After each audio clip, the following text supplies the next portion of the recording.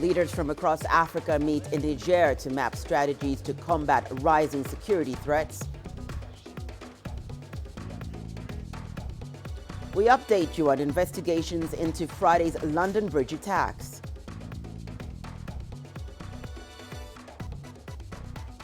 And how the global call for urgent action on climate change played out in rallies in Africa amid fears of environmental degradation. Hello and welcome. You're watching Africa Live. We're coming to you live from Nairobi. I'm Hannah Viviers. Here are more stories making headlines this hour. Ugandan president calls for more investments in commercial, agriculture and IT sectors to propel African economies. And we look at a joint maritime military exercise by navies of BRICS member countries. We begin in the Democratic Republic of Congo, where victims of the latest killings in the eastern part of the country have been laid to rest. Their burial comes amid increased anxiety about security in the region. The 27 people buried raises the death toll to 107 in and around Beni since the start of November. Ugandan militia group ADF is responsible for the vast majority of the killings. Hundreds of mourners paying homage lashed out at security forces for failing to stop the numerous attacks. We found the bodies of our brothers near our small houses, which are in different fields. We found the decapitated bodies. All their heads were separated from their bodies. It makes us very sad. This is forcing us to take charge ourselves, to fight to liberate our lands. Well, protests against the UN peacekeeping mission in the DRC have been persisting due to insecurity in the eastern region of Beni. The UN Under-Secretary General for Peacekeeping Operations, Jean-Pierre Lacroix, is currently in the country. Let's now cross the DRC capital for an update on this visit with CGTN's Chris Ochamringa, who is standing by. Chris, thank you so much for joining us. Chris, what more can you tell us about Lacroix's visit to the DRC and his agenda while there? Well, Lacroix is here to try and diffuse the tension between the community members in Beni City and the MONUSCO peacekeeping force, because there have been protests over the past week. People are saying they're sick and tired of having MONUSCO in their areas, so they want them to leave because they have been killed by the Allied Democratic Forces, an Islamist militia that's originally from Uganda. He has traveled to Beni. We have been informed. He arrived here yesterday and he's now heading to Beni to try and meet with the army generals and the UN peacekeeping mission staff to try and see how they can resolve this issue, because protests have broken out not just in Beni but other parts of the DRC. Yesterday there was a protest in Kinshasa and there was one in Goma as well, and people from Beni are asking all Congolese to join them, to demand the withdrawal of UN peacekeepers. There's going to be a press conference in Kinshasa on Monday, and so they will tell us the course of action that they're going to take following the meetings that they've held in Beni. Chris, definitely sounds like tensions are really high there, but speak to us about the security situation in the DRC at the moment. Well, there's a heavy deployment of military personnel and police officers in Beni because, the situation has been very fluid. People have been attacking MONUSCO staff. And also they burnt some cars. And so the situation right now is that there are very many people, security operatives deployed there. The DRC government has sent senior generals, army generals, to go there and try and establish this headquarters, which will be coordinating the attack on Allied Democratic Forces, rebels, and many other rebel groups that are operating in that part of the country. And so people have also been staying out at night. They don't sleep in their homes, staying out, holding bonfires, planning the next course of action. It has been a very, very tense situation because they are saying they don't want anything less than the withdrawal of UN peacekeepers from their area. Thank you so much, Chris, for keeping a tap on that. story for us. We're sure to be hearing more from you as this is going to be a developing story. Thank you. Chris Ochamaringa joining us live from Kinshasa. Well, African leaders are trying to find permanent solutions to conflict and violence on the continent. They've been meeting in Niger's capital, Niamey, since Friday. The meeting concludes later today with hopes of breakthrough in the fight against terrorism. More than 2,000 participants from across Africa are taking part.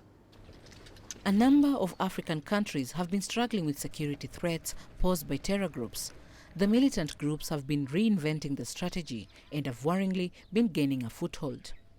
One of the worst hit areas is the Sahel region. The deterioration of security there has raised serious concerns. We make a lot of effort to take our safety in hand.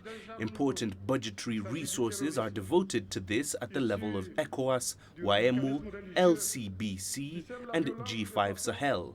We pool our resources as evidenced by the creation of the multinational joint force of the Lake Chad Basin states for the fight against Boko Haram, the creation of the G5 Sahel joint force for the fight against terrorism, and the fight against organized crime in the Sahel.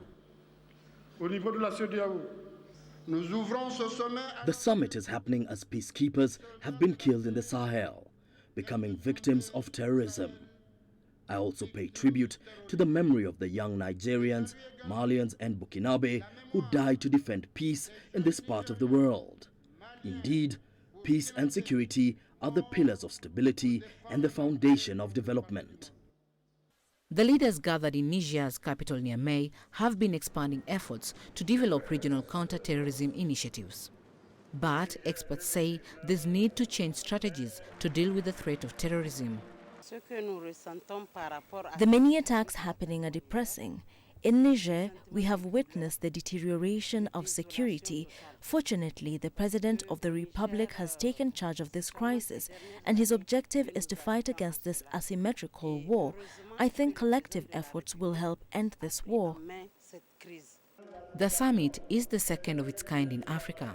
As it comes to an end, it is hoped authorities will find solutions to improve peace and security across the continent. Chomgono, CGTN. We move to the UK now, where authorities are treating Friday's deadly knife attack in the capital city as terrorism. 2 people were fatally wounded following the incident near London Bridge, while 3 others remain in hospital. Officers have been working to identify the victims. A video shows passers-by holding down 28-year-old attacker Usman Khan.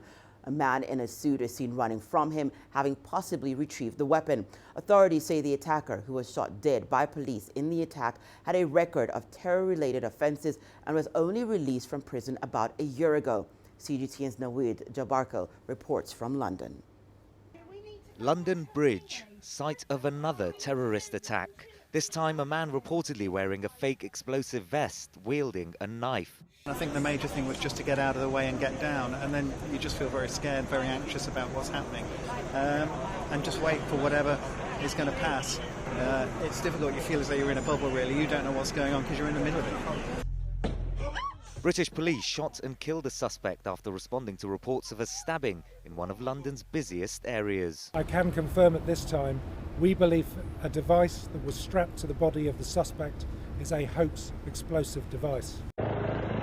Police say the suspect stabbed a number of people before others wrestled him to the ground on the sidewalk of the bridge.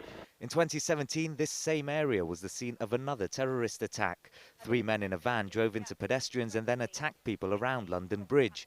8 were killed and dozens wounded. The 3 terrorists were also killed. London Mayor Sadiq Khan paid tribute to the bravery of the local people who appeared to restrain the suspect in Friday's attack.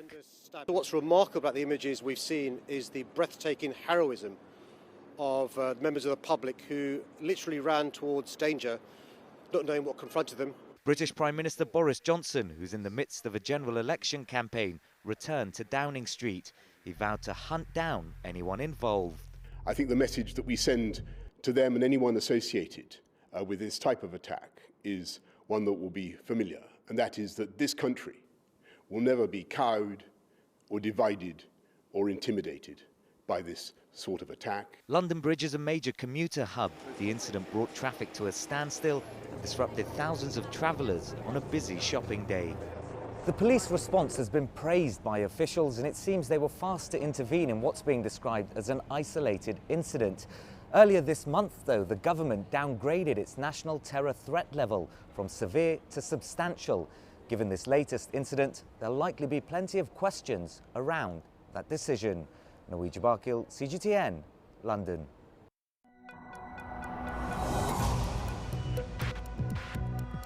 Each day, there are millions of stories.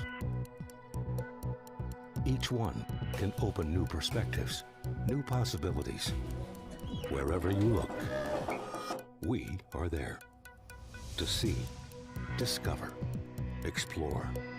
We put the pieces together to find what really matters to you, all around the world, all around the clock. Our reporters are at home across the globe. From our headquarters in Beijing and production centers in Washington, Nairobi, and London, China Global Television Network. Stories from across the globe, reaching people across the globe. CGTN. See the difference. Welcome back. You're watching news making headlines this hour on Africa Live. Well, leaders of the Eastern African Regional Bloc EGAD have reaffirmed their commitment to help South Sudan implement its peace deal. They were meeting in Ethiopia's capital, Addis Ababa, for the 13th summit. They also welcomed Sudan as it takes over the bloc's chairmanship from Ethiopia. CGTN's Gurum Chala has more. Thank you. The Intergovernmental Authority on Development EGAD summit started with the endorsement of the former Ethiopian Foreign Minister Workene Gabayo as Executive Secretary. Workene has replaced Ambassador Mahabub Maalim. Then, with peace and security dominated agenda items on the table, the outgoing chair, also Ethiopia's Prime Minister Abiy Ahmed, has emphasized the importance of recommitting South Sudanese stakeholders. We hope the South Sudanese parties will remain steadfast in their commitments to the full and effective implementation of the revitalized agreement they signed on September 12, 2018 here in Addis Ababa. EGAD has also appreciated Somalia's progress. It is a source of satisfaction to note that Somalia has come a long way from its difficult past. We appreciate that Somalia is currently working to consolidate the gains made in recent years and in charting a better future for its people. Later, and as per the plan of the day, Sudan's Prime Minister Abdullah Hamdok has taken over the post of chairperson of the Eastern Africa Bloc from his Ethiopian counterpart, Abiy Ahmed. Analysts say Sudan will have a lot of tasks as EGAD's chair. Sudan is a bridge.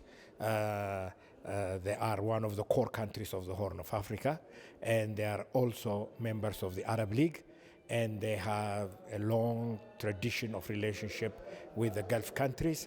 So the cumulative experience of the Sudan is unparalleled in the region. It was in 2008 the last time EGAD heads of state came together for the ordinary summit. And after 11 years, the ordinary summit was held just now. Now, according to the outcome of this summit, EGAD heads of state came together not only to address peace and security matters, they have also discussed ways of restructuring and reforming the Intergovernmental Authority on Development. In the future, there will be a new restructured EGAD. Grumjara CGTN, Addis Ababa, Ethiopia. Meanwhile, Sudan's Prime Minister says his election as the chair of EGAD provides an opportunity for his country to serve the region. The choice by the leadership of EGAD of Sudan to lead the organization in the next phase, it came about for a number of reasons. I think first, it is a recognition of the change in Sudan. It's a reward to the Sudanese people for what they have done. It signals the coming back of Sudan to the fold of nations, recognition from the region. It provides us with an opportunity to pay back to our region in terms of working together with the rest of the leadership of the region to address the challenges of our region. Meanwhile, transitional authorities in Sudan have approved a law which seeks to abolish former President Omar al-Bashir's party. It will also do away with a public order law which was used to regulate women's dress code. Bashir's National Congress Party had been in power for 30 years and is reported to have allowed a deeper penetration of Islamist movements in Sudan. Its dismantling was one of the protesters' demands. The new law also allows for seizure of the former ruling party's assets. The second law, and the most important one, is in accordance with the constitutional document which aims to rebuild the Sudanese state. This is by dismantling the June 30th regime and ending the empowerment of that regime. This law directly dissolves the National Congress Party, as well as confiscating all assets and money owned by the party and all other institutions belonging to it. These assets will be under the control of the Ministry of Finance and Economic Planning. Well, it's time now for us to take a short break. When we return, more news coming up. Here's what you can expect. How the global call for urgent action on climate change played out in rallies in Africa amid fears of environmental degradation. And we look at a joint maritime military exercise by navies of BRICS member countries. Nigeria is my home. 160 million vibrant, ambitious individuals constantly seeking the perfect self-expression. It is these people who inspired me to be that person that is seen, to be a voice that is heard, and ultimately to be the anchor that I am. I have to tap in, tune in, and turn on the very best qualities within me to deliver the news. I'm Richard Nta, an anchor for CGTN.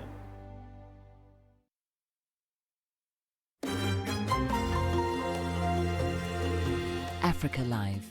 Find your voice.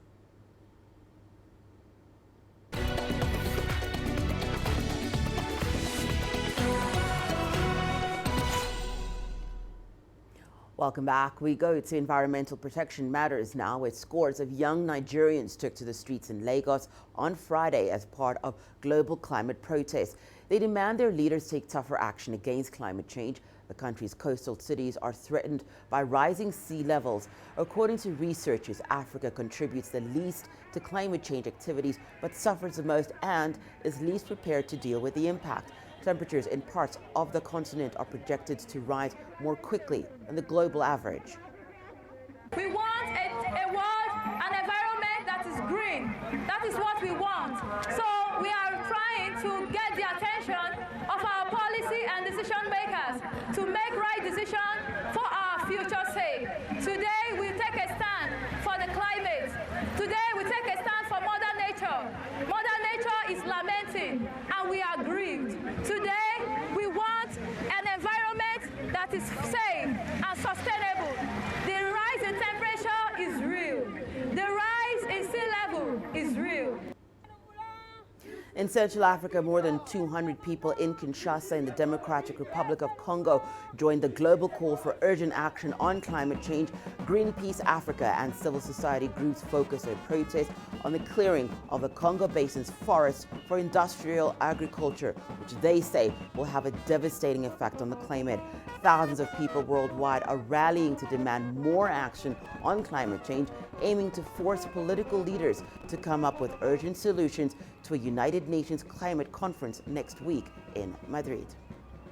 Greenpeace and its partner are marching to ask the government, the DRC government, all the donors, all the countries that will be meeting in Spain for the conference of the party to make sure that they are talking about protecting the forest in the DRC. Enough is enough. We don't need to cut down all the trees. It's not good for the climate. In Uganda, 15-year-old Leah Namugerwa is leading an initiative to clean up the capital city. Figures from the National Environmental Agency show that 50% of plastic waste is left uncollected in Kampala, posing great danger to the environment. CGTN's Hilary Ayesiga reports. Concerned about increasing plastic waste along the shores of Lake Victoria, Leah Namugerwa wants Uganda to clean up its act. I would like the policymakers, especially Uganda government, to enforce the laws, the environmental laws. I want it to enforce the plastic ban because the government or the leaders, they have implemented the plastic ban more than 2 times in Uganda, but it was not enforced. It has not been enforced at all, and this is really affecting us. Uganda first declared a ban on the importation, manufacture and single-use plastic bags in 2009. But the decision was not implemented, and plastics of all sizes continue to find their way into water reservoirs and onto agricultural land.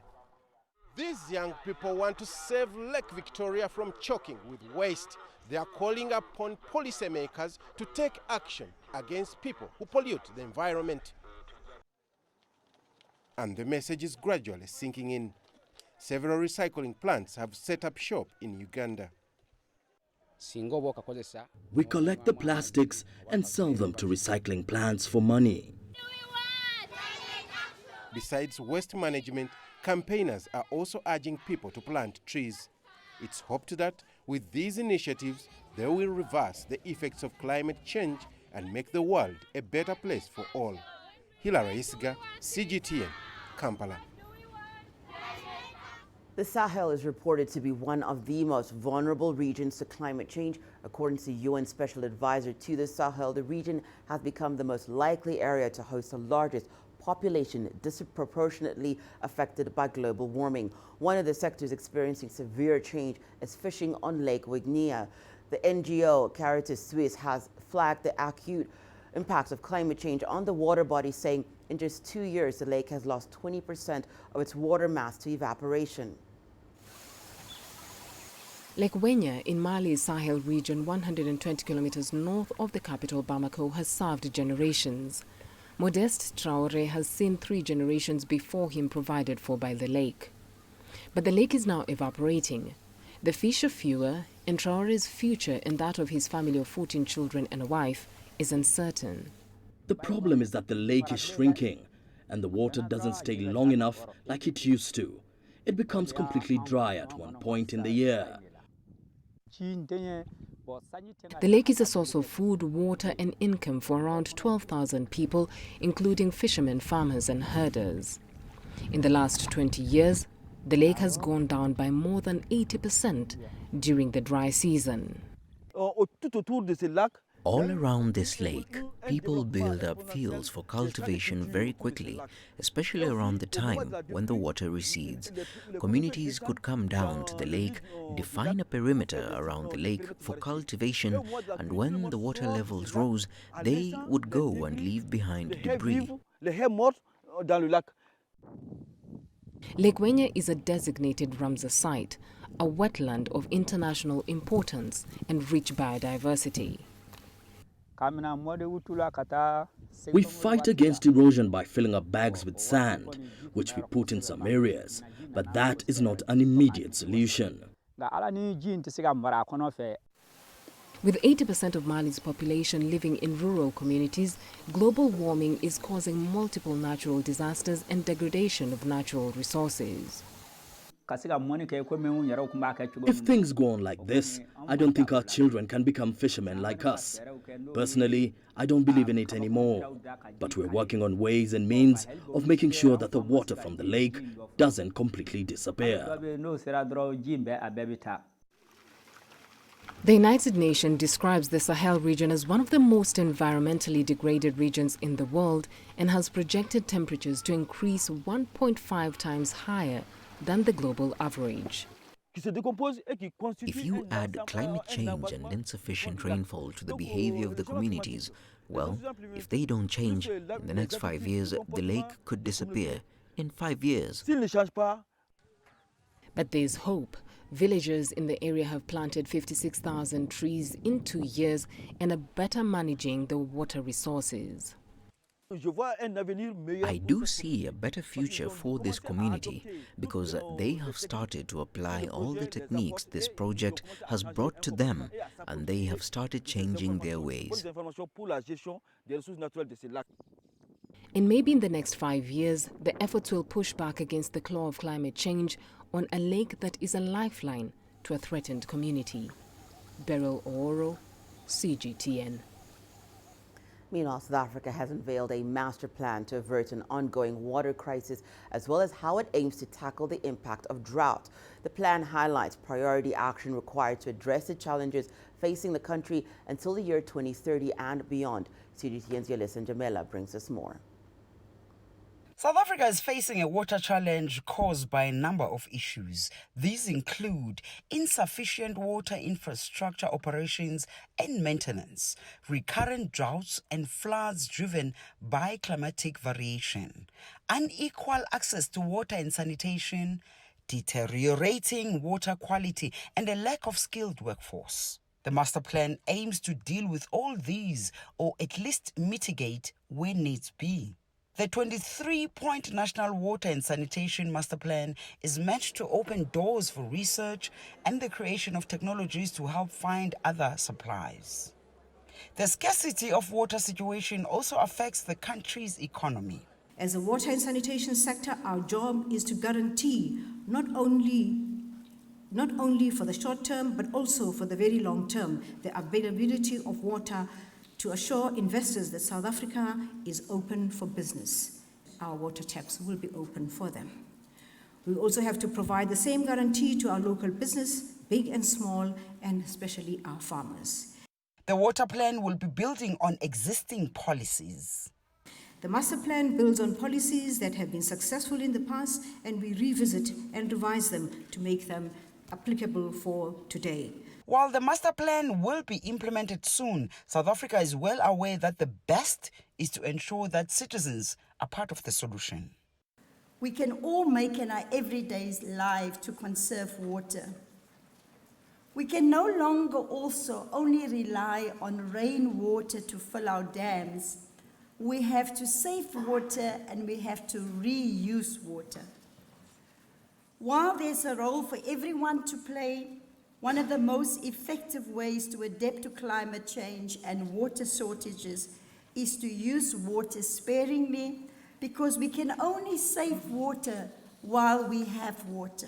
The master plan will cost South Africa about 898 billion rand over the next 10 years. The Water and Sanitation Department says South Africa is among the countries receiving the lowest rainfall in the world, with 3 million people still without reliable water supply.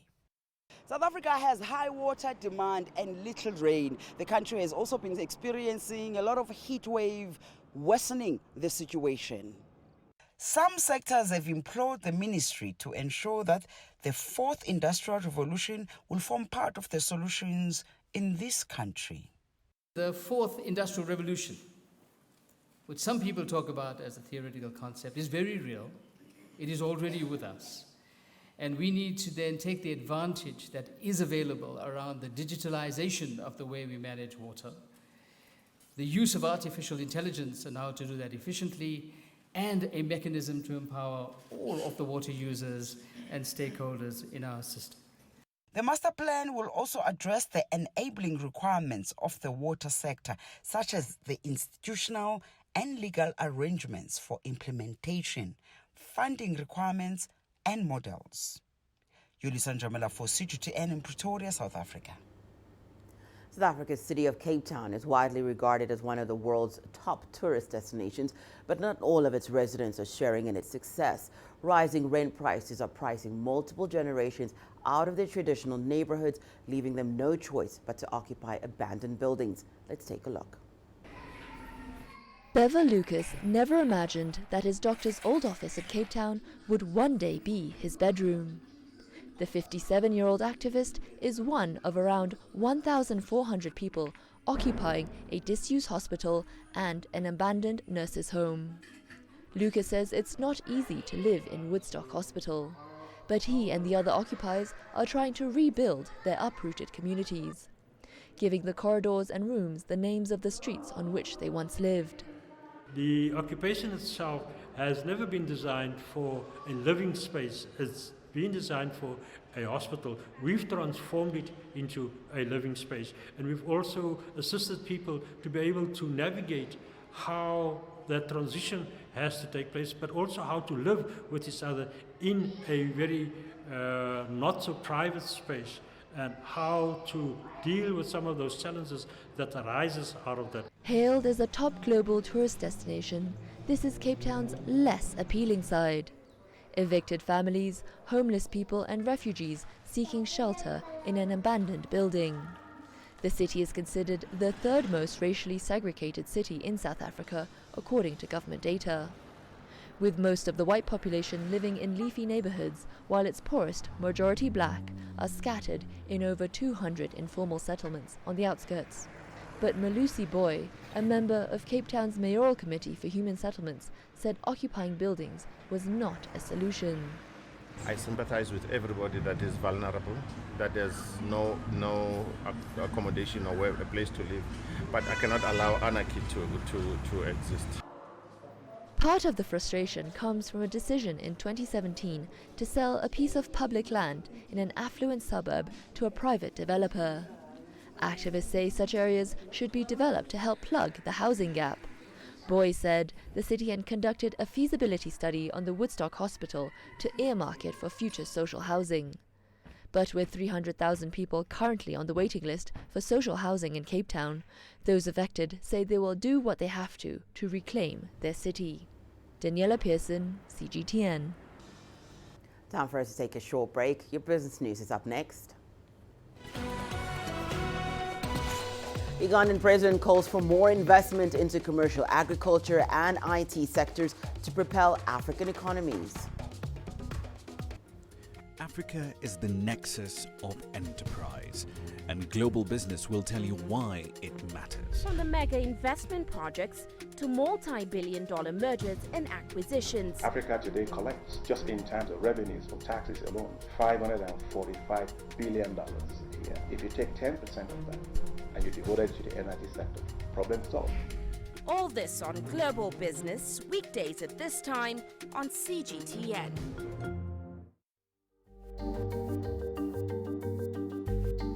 Africa Live. Find your voice.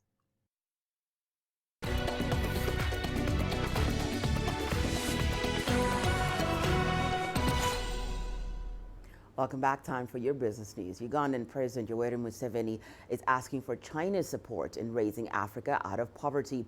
The Ugandan leader believes attracting more investment in commercial agriculture, industry, services and IT sectors will propel economies and improve the lives of Africans. President Museveni was addressing the Forum on China-Africa Cooperation on Poverty Reduction and Development in Uganda's capital, Kampala. CGTN's Michael Baleke has that report. President Yoweri Museveni says a daily income is what every person in Africa needs to survive. The Ugandan leader says while some African countries are registering considerable growth in the production of goods and services, there is still a missing link. Part of the problem in Africa is that these sectors are not integrated, they are not linked. You find African countries producing cotton, but the cotton is not linked with the industries in that country. The cotton is being exported as raw cotton, and this is where poverty in Africa has been a problem. President Museveni argues that building more factories to process Africa's raw materials into finished products will create additional jobs and get many households out of poverty. But China says eradicating poverty requires strong political commitment from leadership, including at grassroots or village level. Each year, starting from 2012, we have lifted around 80 million people out of poverty, approximately 13 million each year. And by the end of last year, that is 2018, we have only 16.6 million people left behind. At this Kampala conference, China is sharing success stories, experiences and best practices of poverty reduction and development. By the end of next year, China is aiming to eliminate absolute poverty from its communities. And while leaders here in Kampala want the same for Africa, persistent conflict on the continent is hampering efforts to reduce poverty. Uganda is among many African countries grappling with rising refugee numbers resulting from conflict. We would like to silence the gun in our continent, and not just for the sake of it, but because without peace, there is no development. Without peace, we can never be able to employ what we are talking about today, find mechanisms of dealing with poverty and underdevelopment. The China-Africa Cooperation Forum is a platform established by China and friendly African countries to promote diplomatic trade, security and investment relations between China and Africa. And the hope is that African countries like Uganda can pick lessons from China's anti-poverty drive to improve the lives of their people. Michael Balekesi, GTN, Kampala, Uganda. The Chinese built a standard gauge railway linking Kenya's capital Nairobi to the coastal city of Mombasa and the outskirts of the resort town of Naivasha has ferried more than 3.5 million passengers so far. It has changed the lives of many Kenyans. Here's CGTN's Wilkes Danyaba with more details. One particular Kenyan girl's life has been changed because of Kenya's standard gauge railway. My name is Consilia Wire. I've studied, my profession is electrical engineering, and right now I'm training as a locomotive driver. My first day to board the locomotive was back in China, even though at that time I didn't know how to drive it. Obira drove the train which carried the Kenyan president in 2017 when the railway between Mombasa and Nairobi was opened. When the second phase of SGR, which extends the railway from Nairobi to Naivasha, launched in October, she was appointed to drive the president again. I am honored to participate in the inauguration of the operation of SGR Phase 1 and Phase 2A. The localization process is almost achieved. For example, in the passenger transport, we have totally achieved the localization process. So you find that most of the Kenyan staff are the people operating. Obire has passed various tests in the past 3 years and achieved a driving license to officially become a junior locomotive driver. This means she's qualified to drive with minimal to no supervision. Our heartfelt gratitude goes to our leaders, the teachers, and all who have supported us through our journey. Transfer of technology is not going to be done in a single day. Like today I've been taught how to drive, the next day I drive. It doesn't work like that. And even in China it takes time for somebody to be able to drive the locomotive or just any other operation within the railway industry. Obira believes that more young people in Kenya will become professional railway staff members and participate in the construction of East Africa's railway network. Currently, 15 Kenyan junior locomotive drivers steer passenger, freight and shunting locomotives along the Mombasa, Nairobi and Nairobi-Naivasha SGR network. Wilkes Danyaba, CGTN. South Africa has stopped arms sales to a few countries in the Middle East. The country exports a range of defense products to over 26 different countries across the globe and to the UN. But it's concerned about where and how these weapons are being used. CGTN's Sumitra Naidu explains. The temporary embargo stems from a clause in the National Conventional Arms Control Act. Arms sales should not be used for internal repression or violation of human rights. In order to ensure that weapons are not transferred to third parties, South African officials need to inspect these countries' facilities to verify compliance, but they're being blocked. It seems as if South African arms have been used in conflicts in Yemen, for example, especially personnel carriers and mortars, rockets, and sometimes drones. And this is in violation of third-party distribution protocols, in arms transfers. South Africa's arms industry is worth around $350 million. The largest exports are to the UAE and Saudi Arabia. Two things concern me about it, really. One is a lot of the industry is on the cusp. It's not going to survive much longer if we go on the way we're going on. And then we lose it. And to recover it is going to be almost impossible. And the other one is if we really offend Saudi and the UAE, and they pull that $10 billion each investment in South Africa, what's that going to do to our economy? Then the whole plan of rejuvenating the economy and getting job creation going is out the window. But South Africa is now weighing up sales against human rights. It's normally an international law. If they enforce the laws, it's actually a good thing from South African foreign policy because it shows it's moving back towards a situation of looking more at human rights concerns and also enforcing international law on arms transfers. And there will be job losses if this continues to be enforced, and especially if the contracts get cancelled. However, in saying so, there's currently a conflict happening in Yemen. We've seen over 50,000 people die, hundreds of thousands injured. And so from a strict international law, human rights perspective, it's good. The enforcement is very progressive.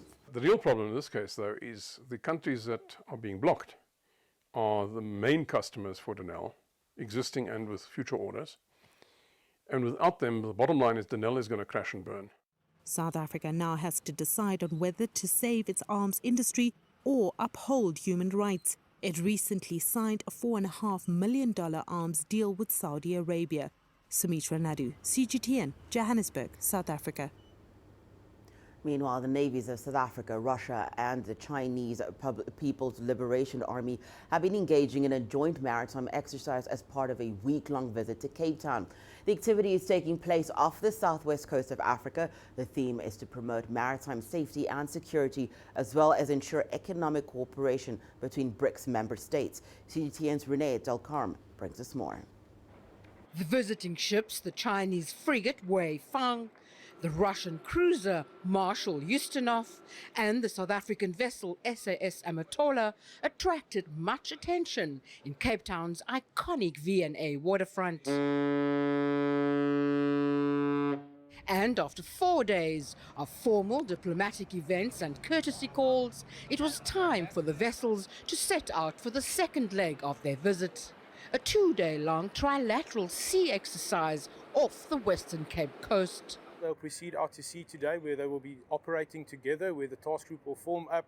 The task force will be to the west of the Cape Town area, where they will be conducting gunnery serials. We'll test interoperability between our helicopters and aviation equipment. The exercise is the first of its kind, conducted between South Africa, Russia and China, and we look forward to conducting many more such exercises in future. The final day of the maritime exercise will include anti-piracy operations as well as the simulation of a ship in distress. During the piracy leg, we will have one of our vessels, SAS Protea, in Table Bay simulating a vessel being attacked by pirates.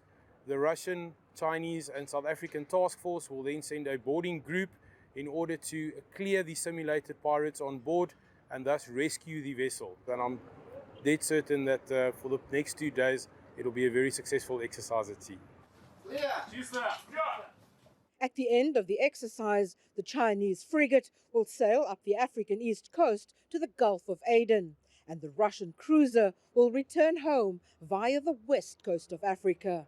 Renee Delcarme, CGTN, Cape Town, South Africa. It's time now for us to take a short break. Here's what's still to come.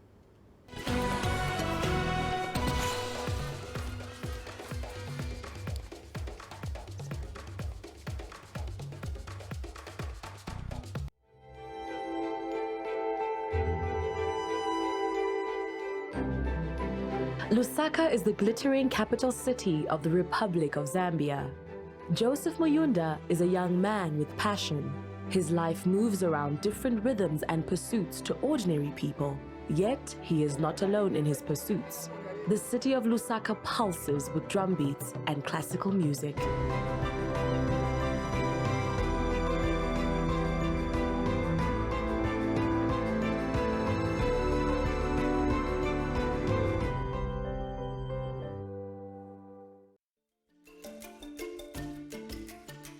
Africa Live. Find your voice.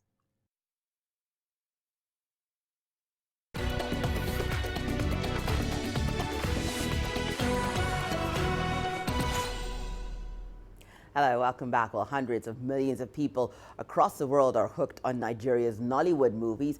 Behind the scenes are award-winning producers such as Obi Emelonye, who are trying to establish the movies as a formidable global brand. Among the ways they're doing this is seeking out more foreign collaboration and funding. CGT and Deji Batmos caught up with the filmmaker in the capital, Lagos. Vivian, have you met? Behind the scene of a Nollywood movie, the cast rehearse their lines, camera crew sets up to shoot, and the director calls the shots. These are scenes viewers hardly see, but it's actually the backbone of every movie out there. And one man who's holding his own in Nollywood movie production is Obi Emelonye. Many award-winning Nollywood blockbusters have Emelonye's name behind them. From Last Flight to Abuja, Mirror Boy and Onyozi, the young movie producer and director has been relentless in telling African stories to a global audience. I count myself as one of those who are at the forefront of making Nollywood a global phenomenon. And the world is sitting up and taking notice. Are you TJ's mom? With more Nigerian movies now showing on American streaming service Netflix, the world is indeed taking notice of the exploits of Nigerian film producers like Emelonye and the potentials of the industry at large. But one of the major challenges for filmmakers like him is funding.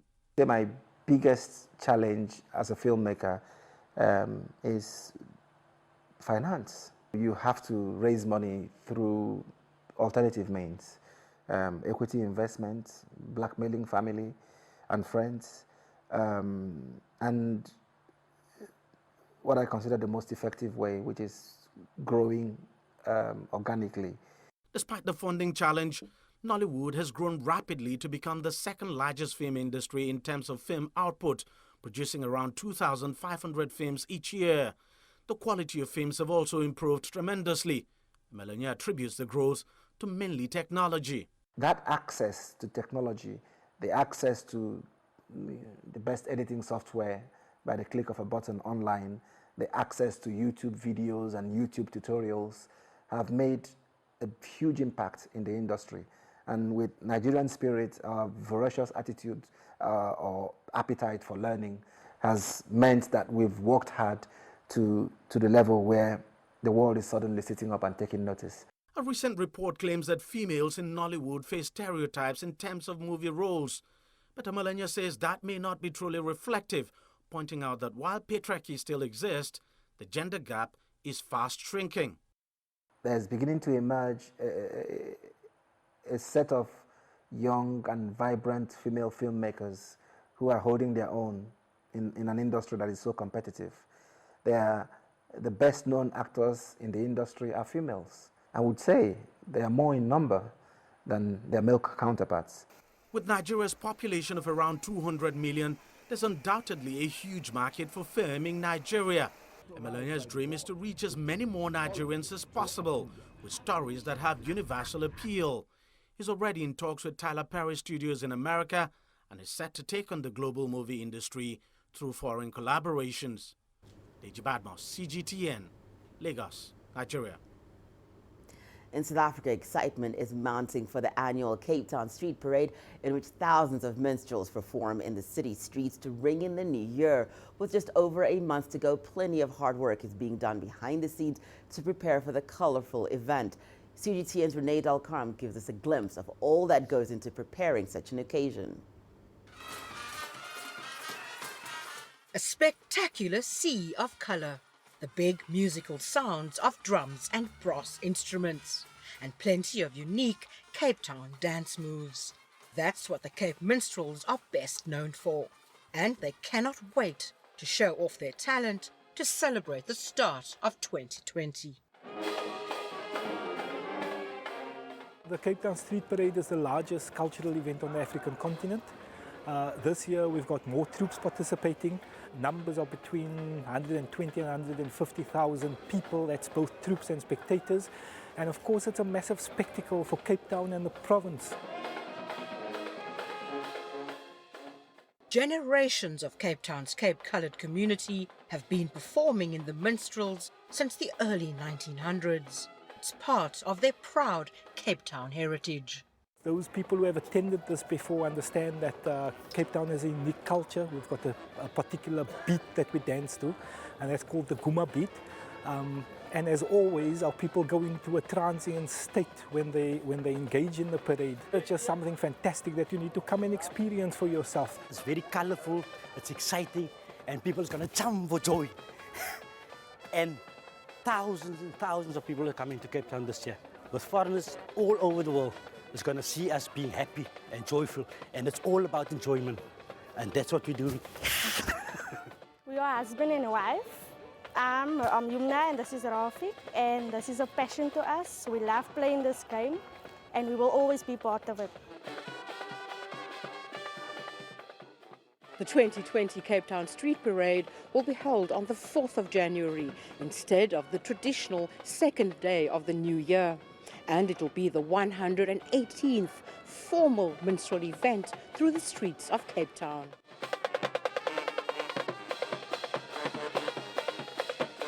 Renee Dalcom, CGTN, Cape Town, South Africa.